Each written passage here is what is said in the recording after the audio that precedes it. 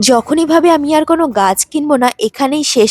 আর শরীর টাকা দুটোই নষ্ট করব না। বাস ঠিক তখনই চোখের সামনে এমন কোনো গাছ চলে আসবে, আমি আর নিজেকে কিছুতেই আটকাতে পারবো না। আমার হাতটা তখন মনে হয় আমার আয়ত্তে নেই। ঠিক সেরকমই গতকাল রাত্রেবেলাতে বর বলল, "চ একটু চিকেনের দোকান থেকে চিকেন নিয়ে আসি, কালকে সকালবেলা রান্না করিস।" তো চিকেনের দোকানে নেবে ও তো দোকানে চলে গেল। কিন্তু আমি ঠিক পাশে টুই করে ঘুরে চলে গেলাম একটা গাছের দোকানে চোখে পড়তে। তো সেখান থেকে কয়েকটা কসমস গাছ কিনে নিলাম। আসলে কি হয়েছে, ২-৩ দিন ধরে ইউটিউব খুললেই না কসমস গাছের ভিডিও খুব চোখের সামনে আসছিল। তাই একটু কেনার ইচ্ছেও ছিল। আর তার সাথে নিয়ে নিলাম দুটো হোয়াইট কালারের পিস লিলি গাছ, যেটার দাম নিয়েছিল হচ্ছে ৮০ টাকা করে। আর যেহেতু ইনডোর প্ল্যান্ট, সেই কারণে দুটো সাদা কালারের টব কিনেছি, ৩০ টাকা করে দাম নিয়েছে। তার সাথে দুটো ট্রেও কিনেছি। তারপরে আজকে গঙ্গায় গেছিলাম কিছু গঙ্গার বালি নিয়ে আসতে এই গাছটার জন্য।